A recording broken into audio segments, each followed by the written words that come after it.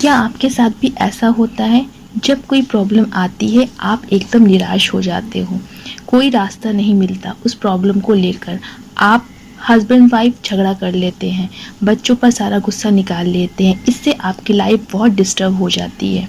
तो क्या है इस प्रॉब्लम का सॉल्यूशन? शायद हम कभी बैठकर सोचते ही नहीं। हमारी लाइफ में कोई ना कोई प्रॉब्लम आती ही रहती है, कभी स्टडी को लेकर, कभी बच्चों के कैरियर को लेकर, कभी जॉब को लेकर और कभी मोस्ट इम्पॉर्टेंट थिंग पैसे को लेकर। और अभी का जो सिचुएशन है उससे तो हर पर्सन पैसे की प्रॉब्लम को फेस कर रहा है। तो क्या करे इस सिचुएशन में? Hi, my name is Neelu and I am a psychiatric counsellor. Friends, आज मैं जिस टॉपिक पर बात कर रही वो टॉपिक है how to be mentally strong.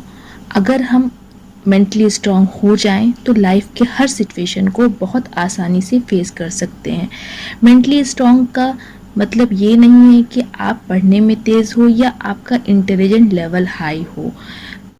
खुद को पावरफुल कैसे बनाएं, अपने इमोशन को कैसे काबू करें, बड़ी सिचुएशन में हथियार डाल देना या वहाँ पे अपना एफर्ट लगाकर उस प्रॉब्लम से बाहर कैसे निकलें। एक्चुअली क्या होता है कि आज के टाइम में हम हर चीज़ से हाई एक्सपेक्टेशन रख लेते हैं और जब ये हमारी एक्सपेक्टेशन पूरी नहीं होती है तो हमें बहुत सारी प्रॉब्लम्स का सामना करना पड़ता है। तो इस प्रॉब्लम को सॉल्व करने की मेरी एक छोटी सी कोशिश है। हम इंसान पर हर प्रॉब्लम का सॉल्यूशन तुरंत चाहते हैं। क्या जो पर्सन मेंटली स्ट्रांग होते हैं उनकी लाइफ में कोई प्रॉब्लम नहीं होती? क्या होता है मेंटली स्ट्रांग होना?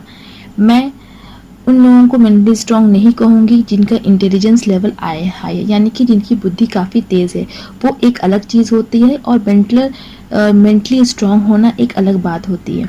मेंटली स्ट्रांग होने के लिए आपको अपने इमोशन पर काम करना होगा। क्या आपको अपने इमोशन पर कंट्रोल है? कुछ लोग अपने इमोशन पर कंट्रोल कर लेते हैं और कुछ नहीं।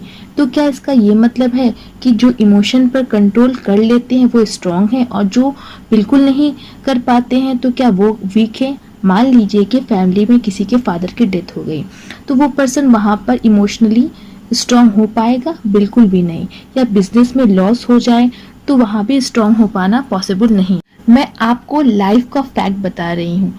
कई बार देखा गया है कि जो लोग अपने इमोशन पर कंट्रोल करते हैं एक टाइम के बाद उनके बर्दाश्त का लेवल ख़त्म हो जाता है, उनके मेंटल लेवल पर इसका बहुत बुरा असर पड़ता है। उन्हें बहुत से मोटिवेशनल स्पीच सुना होगा, बहुत से तरीके आपको बताए गए होंगे कि कैसे मेंटली स्ट्रॉन्ग और इमोशनली स्ट्रॉन्ग बने। बट रियलिटी ये है कि ये बातें बस सुनने में अच्छी लगती हैं। कोई भी व्यक्ति आपको सलाह दे देगा, पर क्या आप अपनी लाइफ में उसको फॉलो कर पाते हैं? बिल्कुल भी नहीं। अगर ऐसा होता तो आज की डेट में सुसाइड का केस इतना ज़्यादा नहीं बढ़ता। आप अपने आप को बहुत अच्छे से समझते हैं, पर प्रॉब्लम ये है कि खुद के लिए आपके पास टाइम नहीं होता। इसे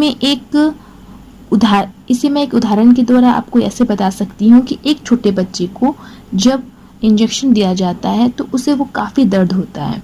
तो वो दर्द क्या पेरेंट्स झेलते हैं? वो बच्चा फेस करता है, पर पेरेंट्स उसे पैम्पर करते हैं जिससे वो बहुत जल्द उस दर्द से बाहर निकल जाता है। और आप बड़े लोग एक छोटी सी प्रॉब्लम को बहुत बड़ा बना लेते हैं और ख़ुद पर इतना उसको हावी कर लेते हैं, ना तो साथ में उस चीज़ को लेकर कोऑपरेशन करते हैं, ना ही मिलकर उस प्रॉब्लम को सॉल्व करने की कोशिश करते हैं। आपको आगे कोई रास्ता ही नहीं दिखाई देता है। आपने कभी सोचा ही नहीं कि लाइफ में क्या ज़्यादा इम्पोर्टेंट है, वो प्रॉब्लम जिसके कारण आप इफ़ेक्टेड होते हो या आप? कभी सोचा है आपने खुद के लिए आपने कभी टाइम निकाला है? और आपके पास अपनी हर प्रॉब्लम का सॉल्यूशन क्यों नहीं होता? क्योंकि आप कभी भी उतना टाइम अपने लिए निकालते ही नहीं। थोड़ा सा एफर्ट लगाकर आप अगर कोई प्रॉब्लम को सोचेंगे, उस पर काम करेंगे तो बहुत आसानी से उस प्रॉब्लम से आप निकल सकते हो।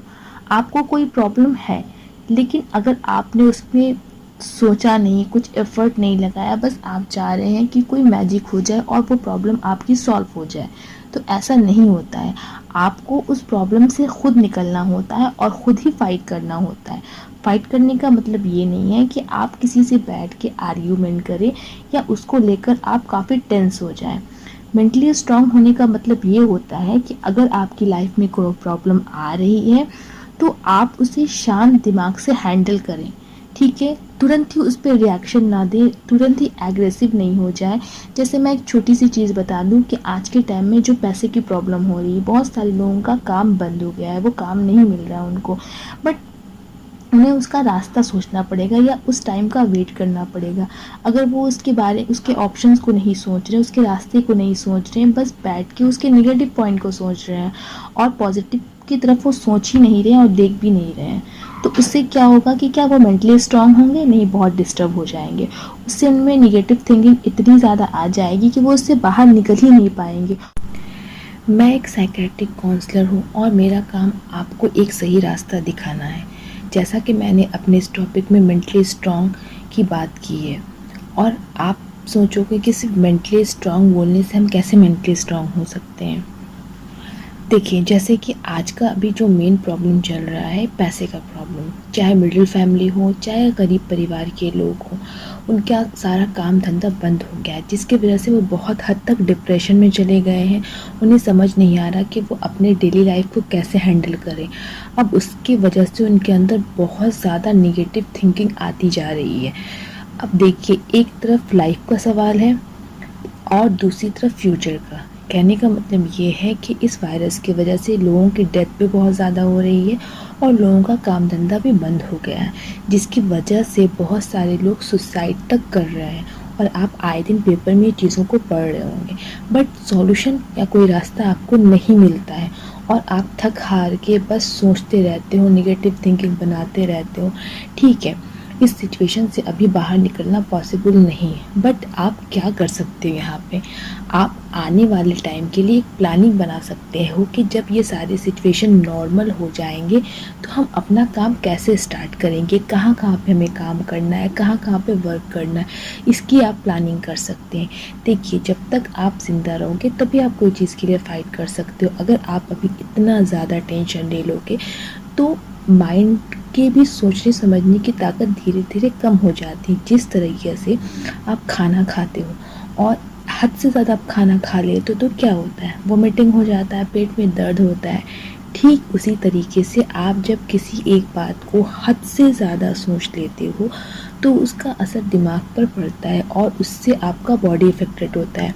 या तो आपका बीपी हाई हो जाएगा या लो हो जाएगा, या फिर आपको साइनस की प्रॉब्लम हो जाएगी, कुछ ना कुछ आपको इफेक्ट होता है। तो और इसका रिजल्ट क्या होता है? आपको ही नुकसान होता है, पर आपको अपने प्रॉब्लम का सॉल्यूशन नहीं मिलता है। तो मैं आपको कोई एडवाइस नहीं दे रही, क्योंकि आपकी लाइफ में आपको पता है कि आपको कैसे जाना है। मैं आपको सिर्फ एक डायरेक्शन बता रही हूँ जिससे आपकी जो प्रॉब्लम है वो बहुत हद तक सॉल्व हो जाए। ठीक है, अभी मैं कहूँ कि आप जाके बाहर जॉब करो, आपको पैसा मिलेगा, ये पॉसिबल ही नहीं है, क्योंकि ये सिर्फ आपके साथ नहीं है, मैक्सिमम सारे लोगों के साथ ये प्रॉब्लम चल रही है। पहले लाइफ है, उसके बाद सारी चीज़ें हैं। ठीक है, अभी आपके पास इनकम कम है, आप कहीं से कुछ अरेंज करें, अगर होता है तो ठीक है, लेकिन उस कम इनकम में आप अपने आप को एडजस्ट करने की कोशिश करें। एक प्लान बनाएं जिससे कम इनकम में आप अपने घर को मैनेज कर सकें, और आगे जब ये सारी प्रॉब्लम सॉल्व हो जाए फिर उस तरीके से आप इस तरीके से मैनेज करें।